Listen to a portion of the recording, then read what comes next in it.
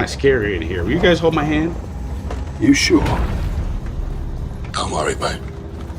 He's with me. You guys pack any good snacks? My mom packed me a whole backpack full of snacks. So hope you guys brought some snacks. Because I'm not sharing mine. You know how to use this thing? I wasn't paying attention during army class. Load and lock. Okay. Leave him in the truck.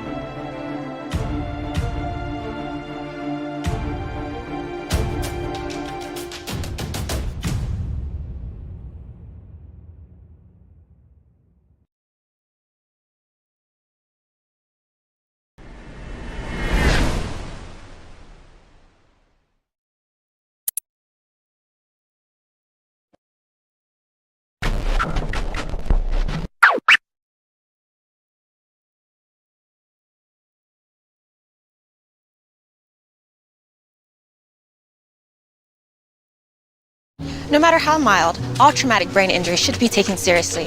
TBIs can affect your memory, mood, and overall health, but VA can help you manage TBI symptoms. Hey guys! Learn more at www.mentalhealth.va.gov/TBI.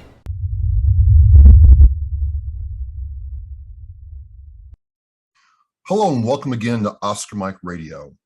Oscar Mike Radio is part of the Hubazoo Network. You can find out more on hubazoo.com. I would like to thank my sponsors, Joyce Asack of Asack Real Estate, Army National Guard veteran Mark Holmes of Reapers Detailing and Power Washing, and of course my supporters, Semper Savage Salad Dressing, Bottom Gun Coffee, and Cason Shaving Company. Oh yes.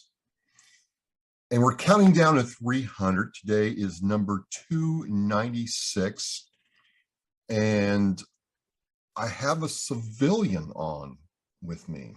And we'll get into why in a second. But, you know, we met in April in Nashville, and he is stuck in my mind.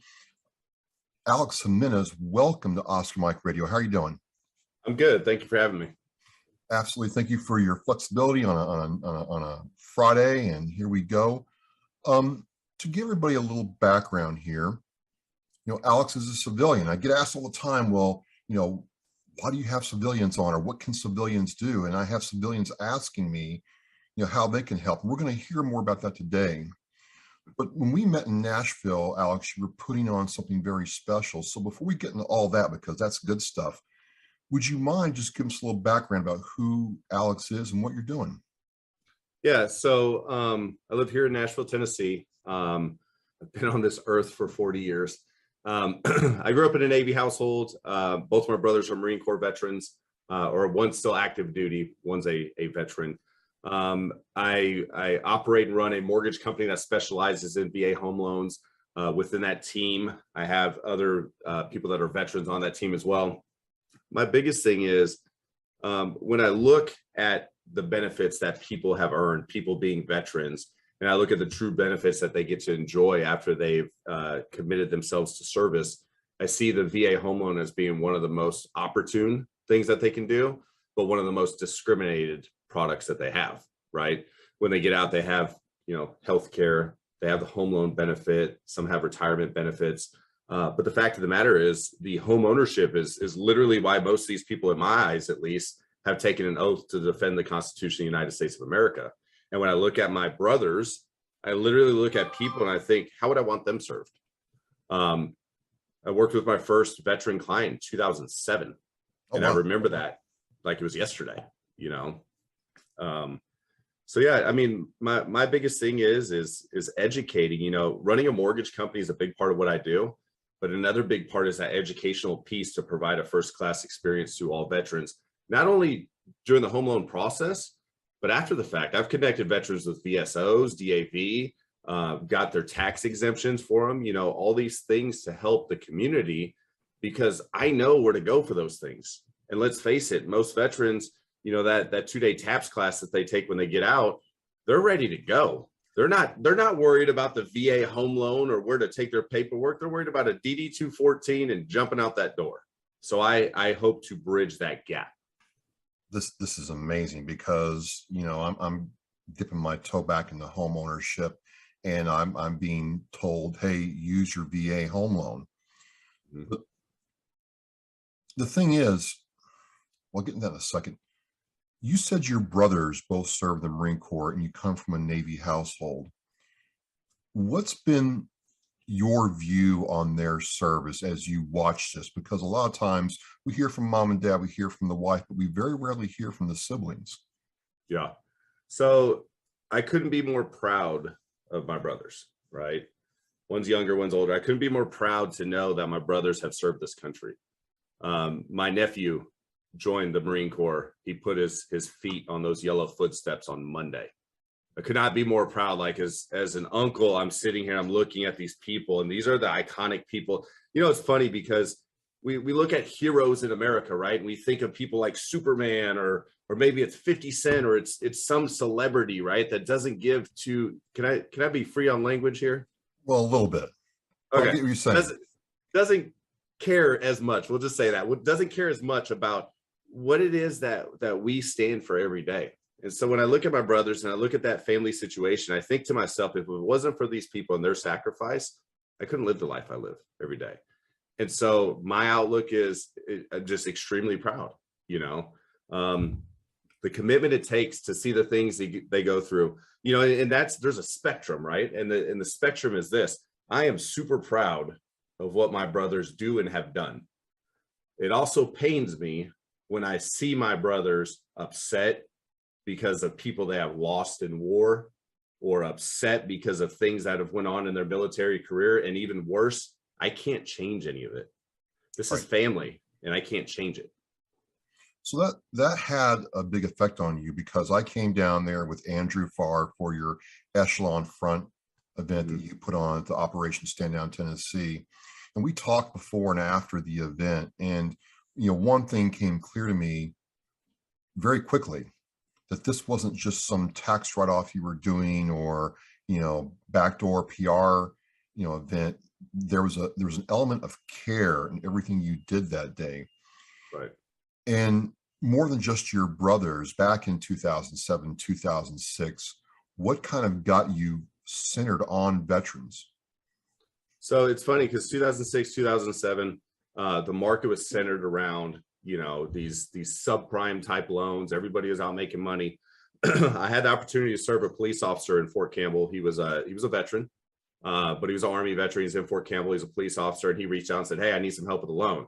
I had no idea what a VA home loan was at this time. I'm guilty as charged, right? But this company came around. The company was called Franklin American Mortgage. They came around and circulated this booklet that told you all about the VA home loan. And I read it. Why'd I read it? Because there was a soldier on the front of it.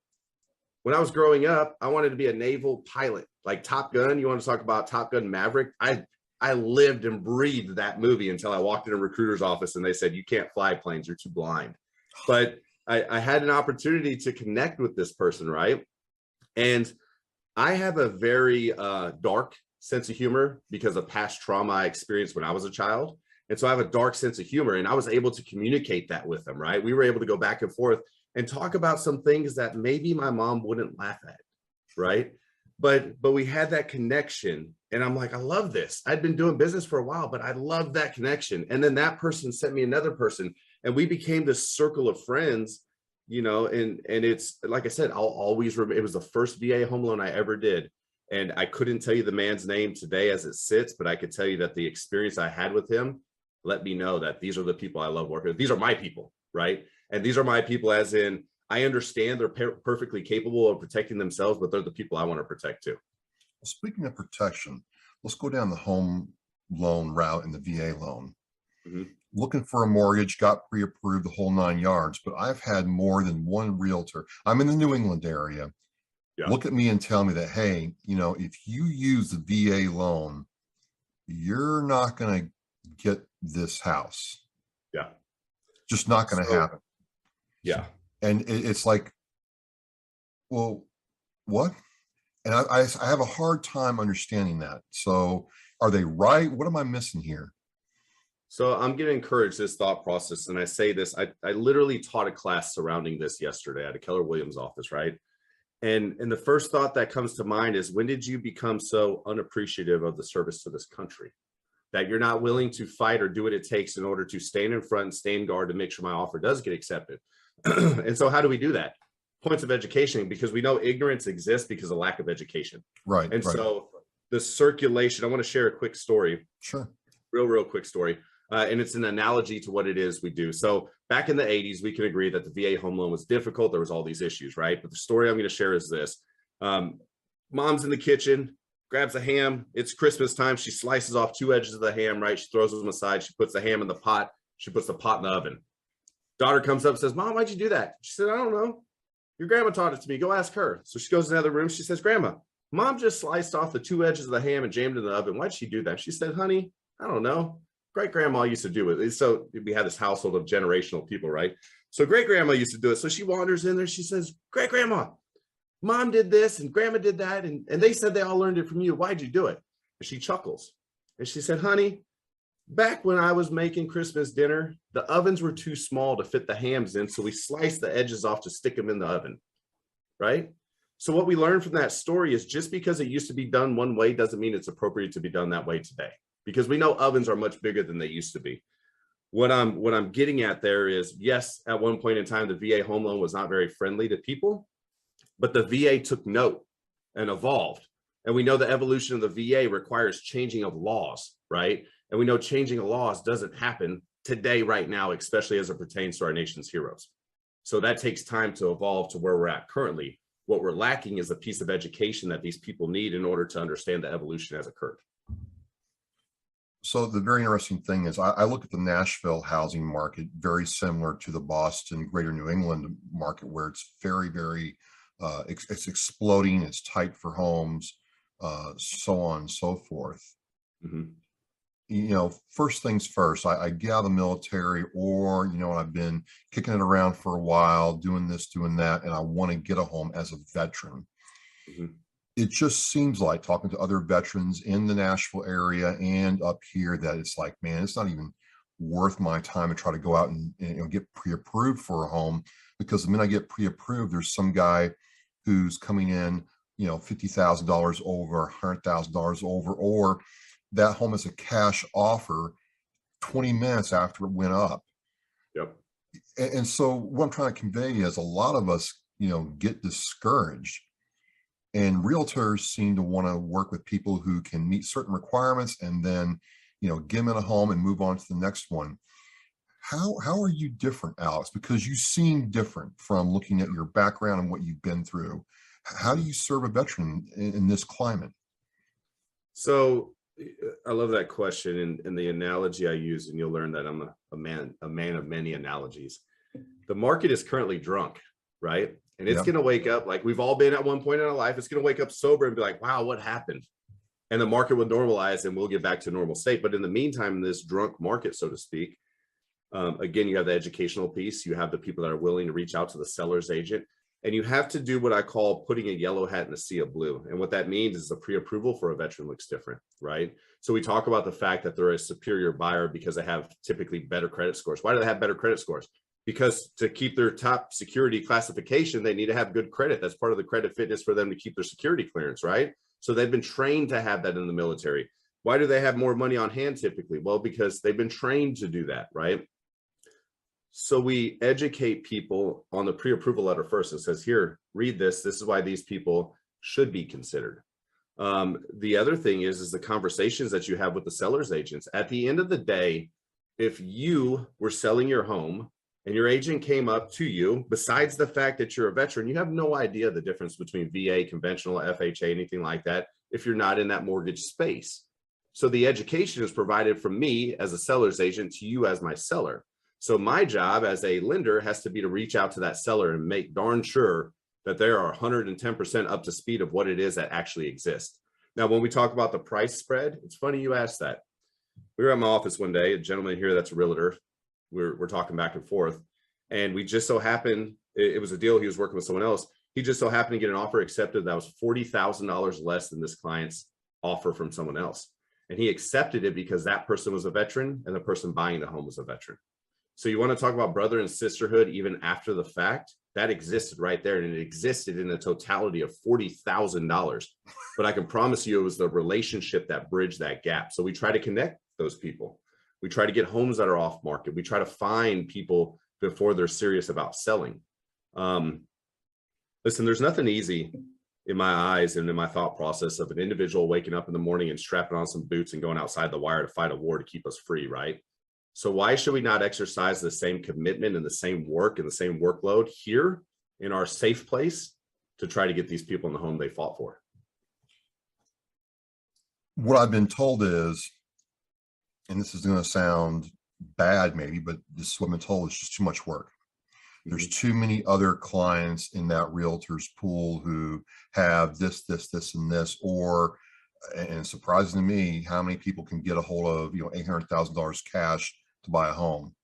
Yeah. And so, for the realtor, it's like, I'm going to go where the money is and forget these guys, or they're lower my priority list.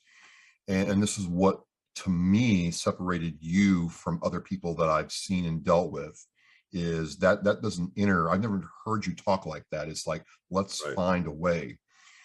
So talking about your business and let's find a way, how does Alex approach his day to find a way for people that he supports and advocates? Yeah. So the first thing I do is surround myself with like-minded people, right? I did a class yesterday. I mentioned that class I did, and 5 people showed up to it. This is a massive, massive company. 5 people showed up, but you know what those 5 people were? The right people. They were absolutely the right people that showed up to that class. And the reason being is they took time to come be there. Those are my people. And so now we branch out this network of people, right? Maybe it's just 5 people at a time, but we branch out that network of people. And now those people know when somebody needs help, they know where to send them. And when I need help, I know where to send those people. And so we create this network, and that network always lies beneath, right? And so we get up in the morning and we say, and I've done this on literal occasions. There's times, and it's crazy to even process this. There's times where I woke up in the morning, I was like, I got to do something. I've got to figure out a way to do something better, right? And it all revolves around serving people at a higher level. And so maybe it's making that networking connection. Maybe it's doing an educational video. Maybe it's doing a podcast, like being here. My objective to be here is to help hopefully serve somebody, anybody. And what I tell my realtor partners is this: I don't care if your client is my client. If your client is a veteran or active duty service member, and they're having a trouble getting a loan and they need me to walk their loan officer through how to do it, that's what I'll do. Why? Because I committed to serving the veteran and the active duty service member, not serving myself. And so literally my objective every day is it's not self-gratifying. It's trying to figure out a way to serve others. I'm just curious because, you list that you are certified through what's called a mortgage boot camp. Can you kind of go into what that all entailed? Yeah. So I am a co-founder and co-creator of a program that its background is to educate loan officers and realtors alike. And I'm talking about like fierce competitors will sit in the classroom and learn from us, right? It's not about competition. It's about delivering a first-class lending experience to our veterans and our service members. And so we bring the educational piece, which is there's a handbook called the 26-7. It's where VA makes a determination whether or not you get a loan, right? It's got the guidelines and everything else and the standard procedures that you use to navigate through a loan. And so we help people debunk those myths. We educate people. We share statistics, like the deputy director of VA made a comment that 91.5% of VA home loans came in at or above value, where its counterpart, which is a conventional loan that people often say is much, much better than VA came in at 92%. You let a 0.5% dictate whether or not you're a patriot today. I'm not, right? But we share those educational bits, and then those people are empowered to go out and share that information. And they're empowered within a tribe, so to speak, of other people where they can bounce questions. So you may have an underwriter, and listen, we're humans, right? We sometimes confuse programs with others, but they can bounce some ideas and we help them navigate through the pathways. Awesome. Awesome. So you're in the Nashville area. You've been here for a while. What's it been like? Because I rode through Nashville when I got out of the Marine Corps. I rode my motorcycle from Yuma, Arizona to Boston. And Nashville is nothing like it was when I went back there a couple of years ago. Right. What's fueling this explosive growth in that area? And are you excited to be a part of it? So, that's a double-edged sword. Oh, yeah? What's fueling it? What's fueling it is these large companies that are coming in. Tennessee is a very free state. We don't have state sales tax. So there's an appeal for companies to come in here and do business. And there's an appeal for people to move to this area because we believe in things like the Second Amendment and like the freedom of speech and the things that people have fought to preserve, right? And so we exercise those things. In fact, I didn't even realize this, but in my frame, I have my handgun right here, right? And it's because it's a preserved right that I experience here in Tennessee. And by the way, there's not a 10-round magazine capacity limit. There's 15 in there. So this is a free place to live. And so people love coming here. And so because of that fact, because of the environment, and I know you experienced this when you were here, people love each other. They love each other in the sense that we're like, hey, do y'all need directions? Is there something we can do for you? Or more importantly, we see a veteran and we say things like, thank you for your sacrifice, because your service is what you signed up for. Your sacrifice is what you experienced when your daughter took her first steps and you were deployed, or when you missed your mom's birthday because you were on assignment. That's sacrifice. And that's what people in Tennessee appreciate and embrace. Am I excited to be a part of it? That's a really good question. I stay away from downtown Nashville. That's not my cup of tea. I'm 40 years old. I've got 3 children in total. My desire is to be at the ball field, right? Or something like that. I enjoy the fact that people are attracted to the area and that they want to grow and they want to be here with us in Tennessee. But just don't bring whatever craziness that you had over there. And by over there, I'm talking about out west. Don't bring that over here. Well, downtown Nashville, just getting around it. I mean, again, back in 1999, it was like, okay, I'm going to just take my bike off the interstate and ride right through it. The Titan Stadium wasn't even there. It was like kind of cool. I am like, oh my God, I thought Boston was bad. Yep. It's brutal. No freaking way. I grew up in the Midwest in the South before I joined the Marine Corps, and I live in the New England area. And I got to tell you something, Alex, when I come back to Nashville, it kind of freaks me out for the first 48 hours I'm here. We're like, hey man, how are you doing there, brother? It's good to see you. And I'm like, what's your problem? Right. And I realized he's serious. He's not like just saying it to say it. It's a different culture, which is like, yeah, this is all right. This is all right. Yeah. But it's a very and to your point, I can tell people, hey, you all really do appreciate veterans. Mm-hmm. There really is pride in being an American in the Nashville or Tennessee in general, from Memphis, Chattanooga, and I really love that. And I love the fact, you didn't know me from Adam. Yeah. You had the Echelon Front event at the Operation Stand Down, and I'm sitting there, I'm like, okay, so you have a business owner with his people who, he want out making him money, helping out on a business day to do this class. How did you get this culture in your team to say, you know what, I'm not selling houses, I'm not making mortgages today, I'm going to serve veterans? And they were all happy about that. So how did you grow that in what you do? I truly believe in the message you project and protect is the message you'll receive. So I'll give you an example of what I mean directly by that. If I say, I love veterans, and that's not your belief, you're going to be turned off by what it is I say. If I say you're an incompetent, unpatriotic, communist realtor if you reject an offer that's similar to a conventional offer just because it's VA and that hurts you in your soul, you're not going to work with me. And guess what? That's okay. There's 7.8 billion people in the world. I just have to find the people that speak the language I speak. And so I've done a lot of deflection. In fact, it was funny because early on people would take, not literal, but take bets that I was going to fail because I got so hyper focused on serving veterans. They're like, there's no way you're going to be profitable. There's no way you're going to be good at it. You know what? I don't have to necessarily be profitable or good. You know what? I know the people that I serve, I can go to just about any city here in Tennessee. If I got a flat tire, there's a veteran there I can call and he's going to show up with a tire, right? I can't say that about the cash buyer. That's a conventional deal because listen, I'm a civilian too. And I'll say this, there's no reliability there. There's no loyalty there. Right. And so I built my circle around those people that believe the same thing I did. And like I said, with my sense of humor and everything else, I naturally attract those people.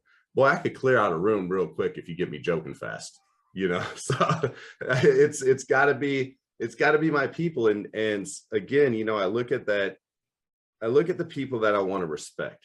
You know, these movie stars and stuff, they're not heroes, they're people. I don't even like watching TV. Like I don't despise those people. They're doing a job, right? But the people I look up to are the people that have done things within this community to help grow.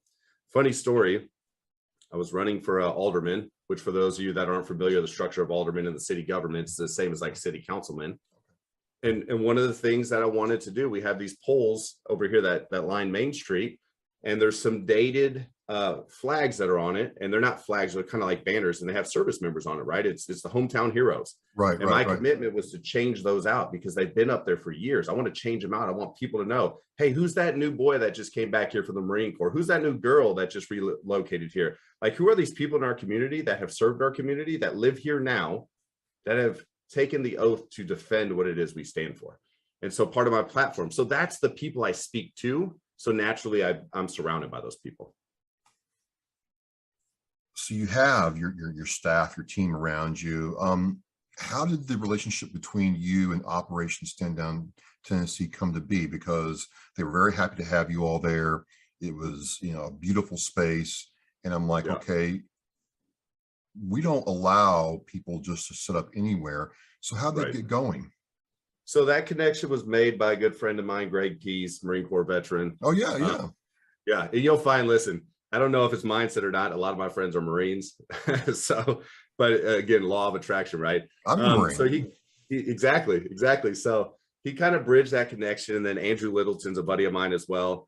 And he works over that Operation Stand Down, you know, and so that was bridged by the fortune of knowing those people to be able to say, hey, you know what, do it here. And I said, well, I'm not a veteran. How do I get in there? And they're like, no, you're good. Come on, let's go. And so we went. And to me, that's the most appropriate place. And here's why. Operation Stand Down is a place that's designed to help veterans, right? And my belief, and those of you that don't know about the event, it was all about leadership. It had nothing to do with mortgages, had nothing to do with anything but leadership. And I had my buddy Andrew Paul there, SEAL Team 3 commander, was in Ramadi 2004, 2005. And he talked about his experience and everything else.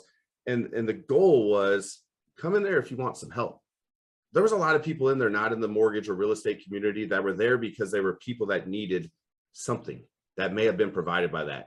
And so the appropriateness of being there is Operation Stand Down is a place that's designed to help. And we wanted to provide help. Well, it was extremely helpful, and it was noticeable. I'm like, okay, this is a mortgage broker. He's going to do a mortgage class. It was not that. So here's the thing. You're doing this. You've been doing this for veterans in this space for a long time. Mm-hmm. What do you say to the civilian? Because I get asked this all the time. I'm a civilian. I do this, I do that.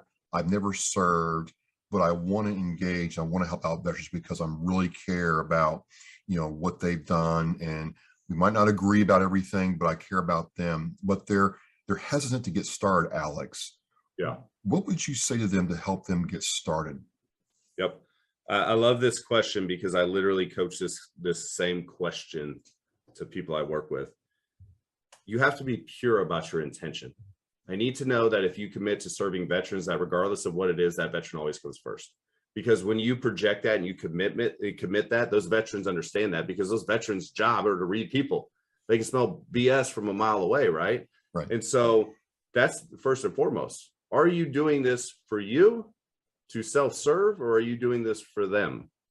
And the commitment will unfold as time sheds light on who you are, because your actions always prove who you truly are. And so I make sure that the intent is pure, and it doesn't matter if you get recognition or reward for it. It matters that you did something, that you, as our new millennial kids are saying, you completed the assignment, right? You went out there to do something. So that's the first and foremost. I need you to make sure that it's pure. If not, you will discolor everything it is that we're doing. Some of them come back to me and say, there's two things that happen when they go next level. They try to do it and it works and it's great. And, you know, they become like you, like they would be your people. And then some of them get kind of jaded when they have trouble communicating on the veterans level or understanding how we operate. Yeah. We're a different breed, aren't we? Mm-hmm. Absolutely. What do you see that's different in us? You've mentioned some things earlier in the conversation, but what do you see different in us than, you know, a civilian? So reliability. Okay. And I'm just going to throw it out there. Reliability. If I say, hey man, I need you here at 2:00, you're going to be here at 1:45. Yes. If I say, hey bro, if you tell me, hey man, if you ever have a problem, call me, I can pick up the phone and I know you're going to answer. Right. Yep. There's reliability there. There's reliability and integrity in a friendship that will always exist. That doesn't always exist on this level. Okay. The pureness. I know factually that if you tell me that you need something, it's that you really need it, that you would never ask me for something just to ask me for it, because that's not who you're programmed to be, or that's not who you are. Right. And so if you reach out for help, you actually need something, you know, and it doesn't matter what that help may be. It may be, hey, I need you to help me hang the door. Okay, I'm willing to bet $25 that you try to hang the door 32 times by yourself before you called me to say, hey, help me out here. Right. So you have that, the sense of humor. Okay. I know this from having a traumatic past, that the way people can deal with tragedy and traumatic events in their life is through dark sense of humor. And so that communication level, like I said, I can clear out a room. I went to visit my brother in Camp Lejeune. He was there for some training, and he was there with a bunch of drill instructors.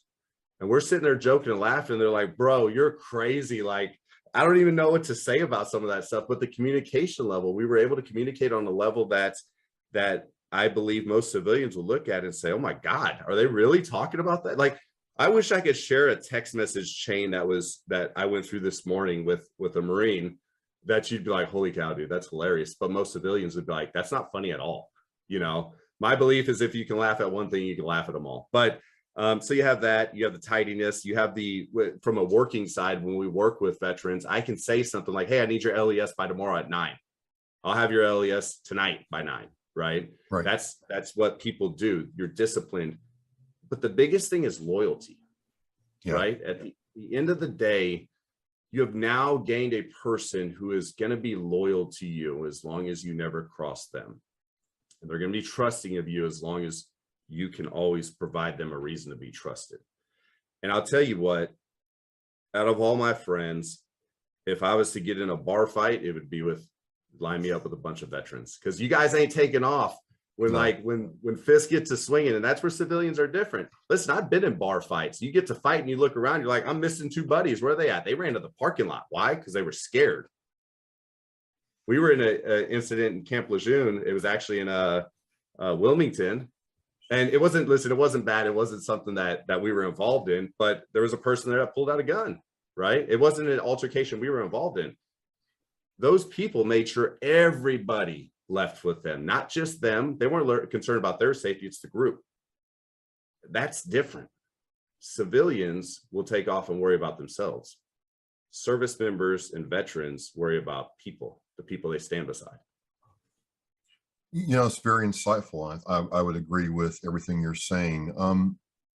You worked with us for a long time, and your focus is us. It's very clear on, you know, everything you do.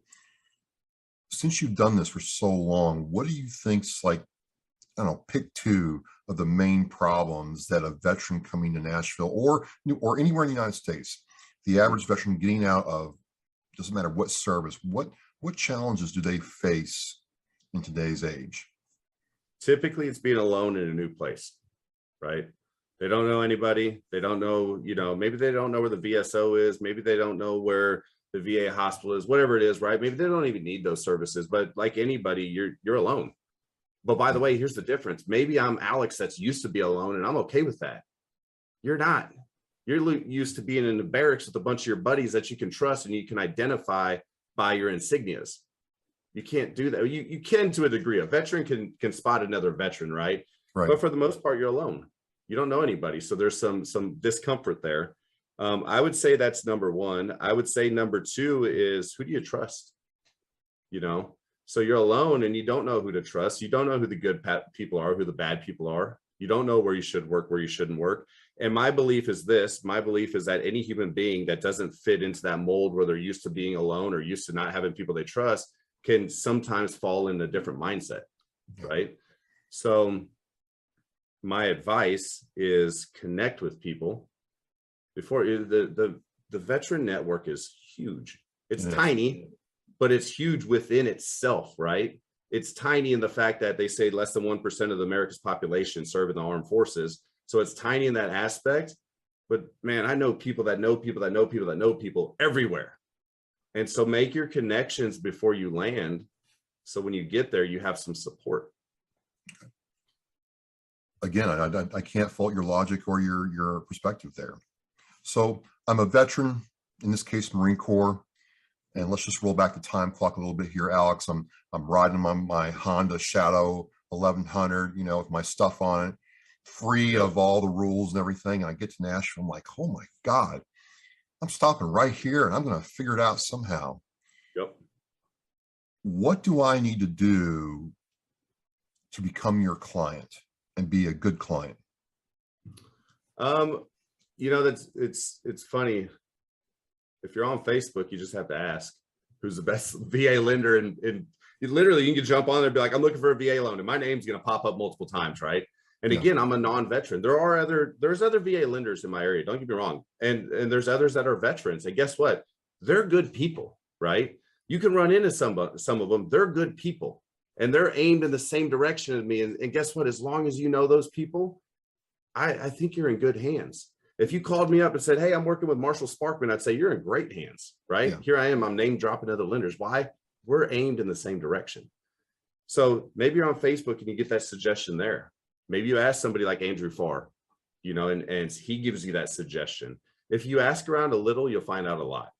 And what I would say is this, and I'm going to say this without exposing any names or anything like that, but I want you to look around on the known places, the usual suspects that you think are military related or whatever it is. And I want you to think about how big their billboards are and how good their marketing is, right? You're rolling off out of base and it's like 29.99% financing on a Cobra GT Mustang offered through 4-digit place, right? Or 4-letter place. And you see those. Where did they get that money? If their job is to serve the veteran and active duty service community, and they're able to put banners and stuff up at the Super Bowl, where did that money come from? Are they looking out for the best? I don't know. My assumption would be not.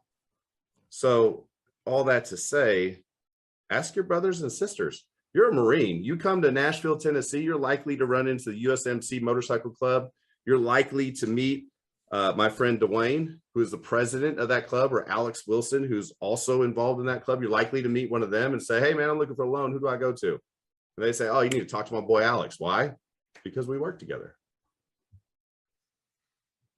So just ask, don't. Well, a lot of us, and myself included, that whole asking for help thing, Alex, is hard to do. It's really hard to do. But I've tried to unlearn that. I've had to unlearn that. And when I've put the paw up in the air and say, hey, I really don't know what I'm doing, good things happens. Yeah. Good things happen. So I'm talking to Alex Jimenez, ajnashville.com. I'm going to have all the links to your stuff, Alex, in the Ask Mike Radio show post. I checked out your podcast on SoundCloud. Cool stuff. I really liked it. Yeah. And, as we kind of wind down, do you have any other kind of veteran-centric events coming up for this year or looking at 2023? Yeah, I had another one lined up for this year. Is with a Marine Corps veteran. It may actually still come to light. It's set up to go on in October. So we're still working those things out because there's been some positioning changing for that individual, and it's for the betterment of himself and his household. And so we don't know where that's going to go. I am at this point, this month, I'll teach 3 classes to a real estate agency to help them better serve veterans. I am always out there willing to do something. Listen, if you're a veteran, you're like, bro, I don't want to come to your class, but I want to have a beer with you. Guess what? I like beer. And if I stood up, my belly would tell you that too, right? Maybe not as bad as it used to, but it's there. My thing is this. You're looking pretty good. I'm trying to slim down. I'm trying to be, pre DD214 looks. No. But what I'm getting at is this, like, I love connecting with people. And I know people like Greg Pease and Andrew Farr and people like that love connecting with people too. And I love serving people, and I love making sure that people feel welcomed. And guess what? If you just want to get together and have a barbecue sandwich because you don't drink and you want to drink some sweet tea, I'll take unsweet, you take sweet, let's hang out, let's talk. We'll probably talk for hours, so get prepared, right? But if you're that person, let's say you're the new person you talked about, guess what? Go to ajnashville.com, click the button that says meet with me, meet with me. I've met with strangers before. We won't be strangers when we leave, but the most important thing is I will help bridge connections to people that are going to be vital in your sphere when you make that move, right? So when you come to me and say, man, I'm lonely, I need some people, I can say, all right, let's get you some people. I know some people, let's get you some people, right? Or maybe you say, man, I need a good burger. Where do I go? I'm like, I know this guy named Zach. He owns a place called Simper Sliders. Go down there. Like, I'll help route you. That's what I do. You don't have to come to me just when you need a mortgage. In fact, you can never need a mortgage and still come to me. You can come in my office, you can hang out. I've got a gun safe back there. There may or may not be guns in it. We can go up to the shooting range. We can go to the skeet shooting, whatever it is you want to do. Just don't do it alone, so. And that's what kind of really resonated with me, on that day, that the event's over. Andrew Paul is narking some pizza, and you're sitting there for a good 45 minutes to an hour afterwards, just talking with people and getting to know them. And I'm like, okay, this guy's for real. Because to your point, like, I want to make sure this is like legit and 100 before I, get happy about it. And I left that event saying, okay, here's a profile model, if you will, of how to do it if you want to do it.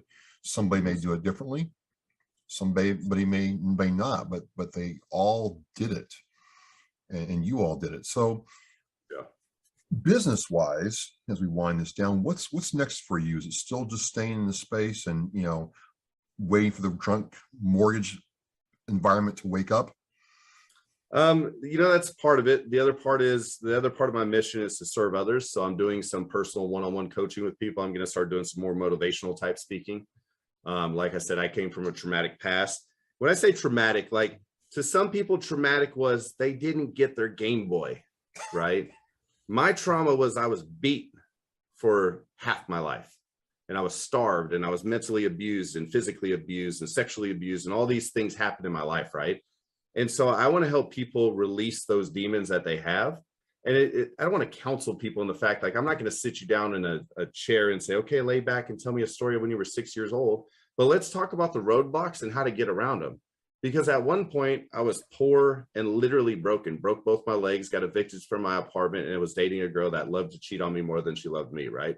And which was the greatest thing ever, because you start to understand that people exist in their own reality for a reason. But I went from that to being able to do the things like the Operation Stand Down event and not be in a position where, like, that's the last 10 cents I have, right? In fact, when I met Andrew Farr, I had an event, you guys will get a kick out of this. It was called Weenies with Warriors. And it was talking about that. And it was at the Andrew Jackson VFW. And little did people know, like, bro, I put when I bought all the food and everything, I put that on my credit card. I didn't have the cash to do that, but I committed to do it, and I had to, right? Because I made the commitment. And that was the most rewarding thing I ever did, because I met Andrew, right? I met Andrew in a different light at that point, and see Andrew in the light he's in now. And I'm so happy I put that on my credit card and did that. And I'm not saying those things because I want someone listening to be like, oh my God, I'm so touched by the fact he did that.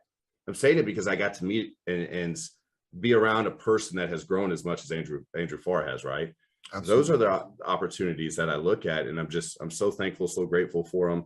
And so my give back is, how do we overcome trauma and stress, and how do we overcome things that tell us every day, the demons that say you can't do that? What are you thinking? Right? I want to help remove those. And in fact, I was thinking about it the other day. As I get this thing rolling, I'm going to pick veterans to help, to whatever degree. And when I say pick, what I mean is I'm going to ask, who needs help? And I'm going to do so. And I'm going to do so at the cost of zero, because of the fact that they paid their price when they took the oath. Well, I find it really interesting that, one of the ways you've rebuilt, rebounded, whatever you want to call it, is this aspect of giving. Mm-hmm. It seems like when you start giving of yourself, yes, the trauma's there, the pain's there. Believe it or not, we're very similar in a lot of regards, Alex, but the power of giving really helps you, build this life you have now, if I'm understanding you correctly. Yep, absolutely.